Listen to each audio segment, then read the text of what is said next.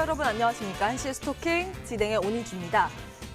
시장이 참 녹록지가 않죠. 악재들이 나날이 쌓여가고 있습니다. 한일 무역 갈등, 지정 확정 리스크, 미중 무역 분쟁, 그리고 실적 경기 부진, 어느 것 하나 만만한 게 없습니다. 대부분 신흥 증시가 1년 전에 주가 다 회복을 했거든요. 근데 우리 증시만 그에 한참 미치지 못하고 있습니다. 심리적인 바닥에 구멍이 난 지 오래, 실제 주가의 바닥과 괴리가 점차 벌어지고 있죠. 정말 솟아날 구멍은 없는 걸까요? 오늘도 종목별로 면밀히 그 고민해보겠습니다. 서울전화 02786-1022-1023번 지금부터 활짝 열어놓을 거고요. 문자는 013-3366-8288번입니다. 이쪽으로 종목명, 매수가, 비중 적어서 여러분 지금부터 보내주시기 바라겠습니다. 오늘 함께할 두 분의 전문가 소개합니다. 나눔미디어그룹 김태혁 전문가, 월스트리트 코리아 이슬희 전문가 나오셨습니다. 안녕하세요. 안녕하세요. 네, 시작이 막장입니다. 7월의 마지막 장이죠. 근데 편치 못한 장세가 이어지고 있습니다. 물론 장중에 최저가는 조금씩 올라가고 있는 그런 모양새인데 그래도 참 만만치 않는 시장 상황이 펼쳐지고 있는 최근입니다. 두 분은 어떻게 시장 진단하고 계신지 먼저 이슬희 전문가님. 예, 어제 잠시 이제 반등을 했다가 오늘 다시 한번 이제 코스닥 코스피 지수 약소 하락세로 출발하였습니다. 근데 전일 이제 미증시는 후반부로 갈수록 낙폭을 줄인 모습인데요. 지금 낙폭 축소 요인은 FOMC가 이제 금리를 낮출 거라는 기대감이 확대가 됐다고 보여지기 때문이라고 봅니다. 일단 시장에서는 미국 핵심 PCE 가격 지수가 이제 전년보다 1.6% 상승해서 시장 예상치인 이제 1.7%를 밑돌았던 점에 주목이 되면서 이제 물가 상승 압력이 강하지가 않아서 이제 금리를 낮출 것이라는 기대감이 확산이 되는 전망입니다. 일단 가장 큰 지지층인 농민들이 이제 미중 무역 분쟁 확대로 피해를 받자 이제 적극적으로 줄이기에 노력하고 있다는 점에서 미중 무역 협상에 대한 불확실성이 여기서 아마 확대될 가능성은 크지 않다고 보여지고 있습니다. 일단 국내 증시 또한 지금 미국 측에서 이제 분쟁 중지 협정을 체결을 하는 방안을 검토하라는 말이 나오고 있지만은 이제 정확하게 중단하겠다라는 말은 없기 때문에 아직 한일 무역 전쟁 우려감에서 완전히 해방이 되었다고 보기는 어렵습니다. 이제 다만 그동안 지수가 과대낙폭이었기 때문에 조만간 반등은 이루어질 것으로 보이나 아직까지는 이제 안정 구간이라고 볼 수는 없기 때문에 이번 주까지는 아직까지는 관망 태도를 유지하시기를 바랍니다. 지금은 여전히 시장 낙관하기는 어려운 상황이다 이 말씀 주셨거든요. 김태혁 전문가께서는 어떻게 진단하고 계신지요? 자, 이번 주는 약간 이벤트가 좀 많이 있었죠. 예, 예. 그리고 내일 같은 경우는 금리 이제 인하에 대한 부분, FOMC 회의에 대한 부분도 있고요. 사실 이런 부분은 뭐 금리 인하가 기정사실화야 된 부분이기 때문에 사실상 뭐 불확실성 해소라고 보시면 좋으실 것 같아요. 그래서 큰 영향은 없을 것이다 이렇게 보시면 좋으실 것 같고요. 두 번째로는 이제 우리나라 증시에 특히나 영향을 많이 주는 게 무역협상에 대한 부분이죠. 그러니까 일본과 우리 한국 간의 무역협상에 대한 부분인데 사실상 화이트 리스트 배제에 대한 부분은 뭐 이미 계속 알려졌던 부분이고 이제 그 부분이 끝나야지 시장이 어느 정도 반등 가능성이 있다고 보고 있습니다.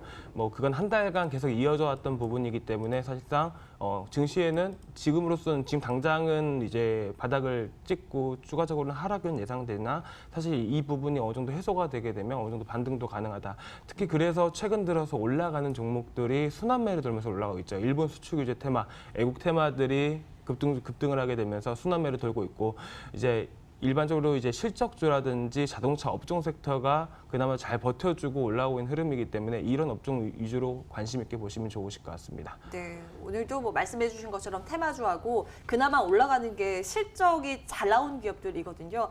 그럼 종목별로 어떤 기업을 남겨두고 어떤 기업을 버려야 되는지 이제 슬림화 전략 그 내용 체크해 볼 텐데요. 여러분들 전화, 문자 주고 계십시오. 그럼 한시의 스토킹 본격적으로 출발합니다.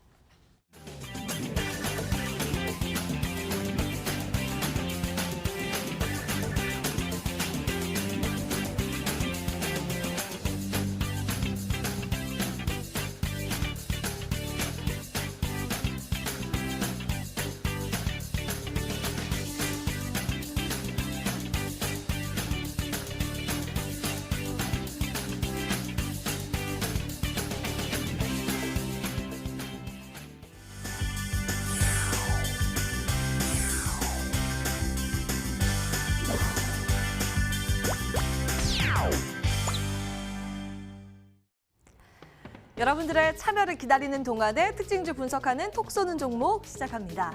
오늘도 세 종목 들여다볼 텐데요. 첫 번째 기업은 드림 시큐리티입니다. 이 회사 명에서 알 수 있듯이 보안 관련주인데요. 그 수요는 꾸준히 성장할까요?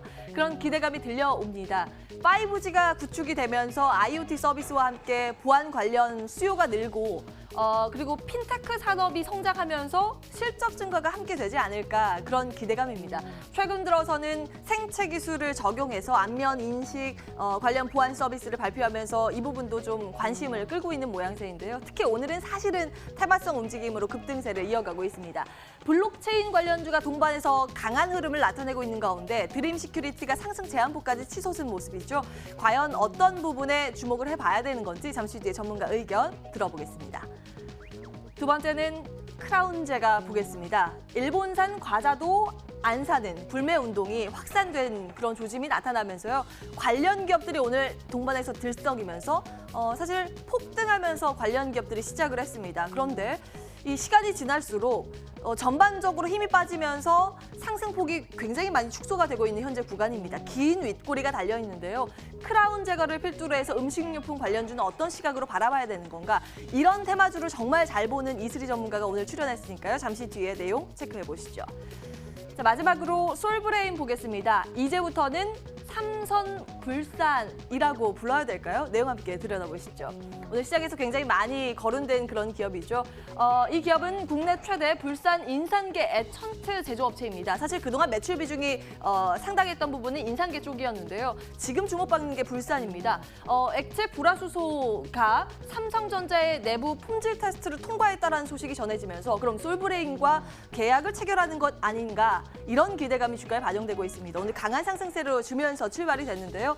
사실은 월 초부터 꾸준히 우상향 곡선을 그려가는 모습이었죠. 일본의 반도체 소재 수출 규제가 있자 이 반사이익 기대감이 주가에 전해지는 모습이었고요. 월초 대비했을 때 벌써 45%의 강세권 유지가 되는 구간이네요. 솔브레인까지 특징주 들여다보셨습니다.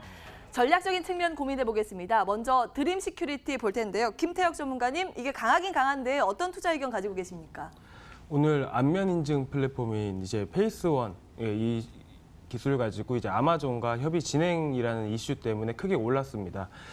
지난해 9월 안면 인증 플랫폼을 이제 출구로 이제 만들게 되면서 만들게 되었고 그 이후에 이제 B2B 사업 진행 중인 이제 한국 렌탈을 인수 추진 중입니다. 그런데 왜 그러냐면 한국 렌탈 같은 경우는 해외 영업망이 되게 이제 잘 구축이 되어 있는 부분 때문에 이제 인수를 추진하면서 만약에 인수가 될 경우에는 앞으로도 성장 가능성이 좀 효과가 있을 것이다라는 의미도 투자 포인트 두 번째로 이렇게 말씀을 드릴 수가 있고요. 세 번째는 마찬가지로 핀테크에 대한 이제 사업이 계속 진행 중이고 지금 블록체인에 대한 기술이라든지 여러 부분에 있어서 사실상 충분히 상승하는 신성장주라고 해도 우색이 없는 종목이라고 보고 있습니다.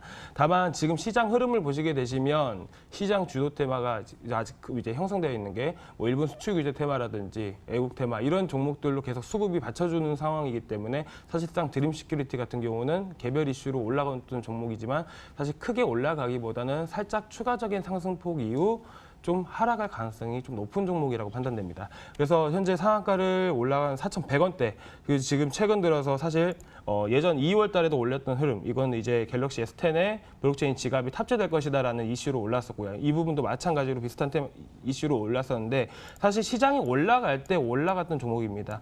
시장이 올라갈 때 올라가는 종목이 있고요. 시장이 떨어질 때 올라가는 종목이 있는데 사실상 드림 시큐리티 같은 경우는 시장이 올라올 때 올라온 종목이기 때문에 사실상 지금 가지고 계신 분들은 짧게 수익 실현하시는 게 가장 좋은 방법이라고 보고 있고 사실상 2월달에 올랐을 때 단기 박스권을 형성했을 구간 이 자리가 매물이 되게 많습니다. 마찬가지로 여기서도 이제 급등 이후 매물이 되게 많은 자리이기 때문에 사실상 5,000원 이하로 한번 4,700원대까지 한번 추가적인 상승력이 있으니까 이 구간에서 목표가 잡고 대응하시면 좋으실 것 같습니다.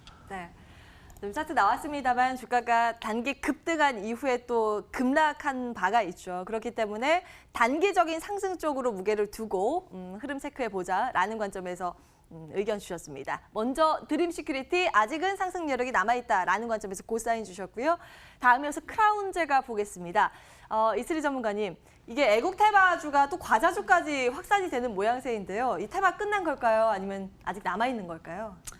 예, 일단은 스탑 사인 드리도록 하겠습니다. 지금 크라운제과는 현재 시장 상황상 테마를 타서 올라갔다고 보실 수가 있겠는데요. 약 한 달째 지금 한일 무역 전쟁으로 인해서 뭐 불매운동 관련주들 계속해서 지금 순환매 돌고 있다고 보시면 되겠습니다. 크라운제과도 마찬가지라고 보여지는데요. 지금 시장 상황이 상당히 혼조스럽습니다. 제가 오전장 전략이나 항상 뭐 이런 불매운동 관련주들을 말씀드렸을 때 고점에서 추격 매수 자제해달라 이렇게 말씀을 드렸었는데요. 지금 뭐 후성이라든지 모남이라든지 보시면 아시겠지만 고점 찍고 다 내려오는 추세입니다. 그리고 크라운제과도 마찬가지로 오전장에서는 지금 강한 수급을 보였지만 지금 음봉에서 윗꼬리 달고 내려오는 상태고요.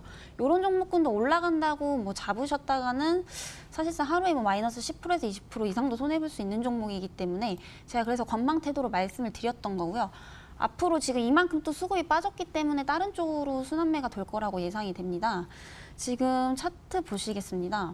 지금 오전에 이미 25% 올랐다가 현재 20% 가까이 빠진 상태인데요.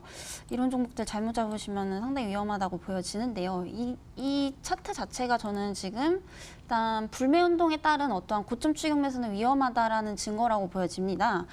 일단은 그렇기 때문에 급등한 만큼 뭐 어떤 급락 리스크도 대비를 하셔야 된다고 보시기 때문에 요거는 지금 신규 매수도 일단은 자제를 부탁드리겠고요. 홀딩 하셨던 분들도 지금 익절 구간이신 분들은 익절을 해주시고 아니신 분들은 손절을 해주시길 바라겠습니다. 네. 크라운제관 스탑 사인 주셨습니다. 보수적인 관점 챙겨드렸습니다.